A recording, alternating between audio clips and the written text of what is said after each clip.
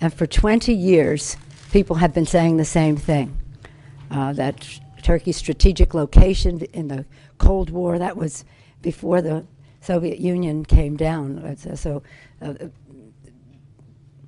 at that time they said, because of their strategic location and our relationship, we couldn't do it then. Then after that came Gulf War I. Then in the Clinton years, it was the overflights and the pipeline. And now it's the, and now they're saying the Gulf War II. So why do it now? Well, because now there's never a good time. And all of us in the Democratic leadership have supported, are reiterating Americans' acknowledgement of a genocide. The fact is that Turkey has been a very good ally of the United States. We have military installations there, and they are critical for our security, not only here, but of our troops overseas. And to bring this resolution to the floor, I think, is totally irresponsible. Let the historians decide what happened 90 years ago. We are all in agreement that the passage of this resolution would be very destabilizing to our efforts in the Middle East, very destabilizing to our efforts in Iraq and Afghanistan, because Turkey, as an important strategic ally, is very critical in supporting the efforts that we're making in these crucial areas. We're airlifting these MRAPs, these mine-resistant ambush protected vehicles right now into Iraq. 95% of those MRAPs going into Iraq right now are being flown in through Turkey, and so our heavy dependence on the Turks for access is really the reason the commanders raised this and why we're so concerned about the resolution.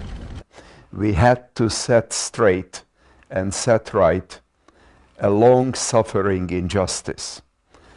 On the other hand, we were aware of the fact that the government of Turkey will be very displeased by this vote. I have high regard for the government of Turkey. These are friends, allies, intelligent, modern people, and they recognize, as does the Federal Republic of Germany, that just as Nazi Germany committed horrendous crimes for which the current German government is not responsible, so the Ottoman Empire committed horrendous crimes for which the democratic, modern government of Turkey is not responsible. We simply cannot indulge in genocide denial. When Ahmadinejad of Iran claims that there was no Holocaust, we are outraged, and properly so.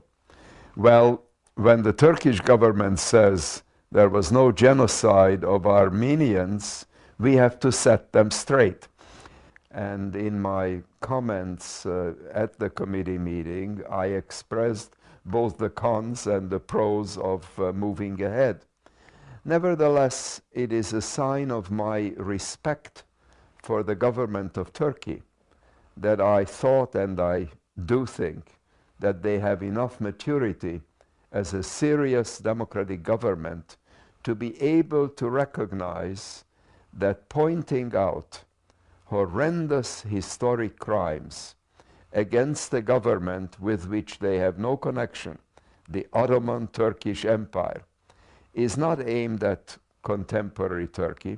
We think very highly of Turkey. As a matter of fact, next week I will be bringing to the committee a very strong resolution expressing our friendship and commitment to Turkish-American relations. I played the leading role in designating what has been going on in Darfur as genocide. I fight for Aung San Suu Kyi in Burma on a yearly basis. I recommended to the Chinese ambassador when he visited me in this office a week or so ago that they should invite the Dalai Lama to Beijing before the Olympics so the air can be cleared.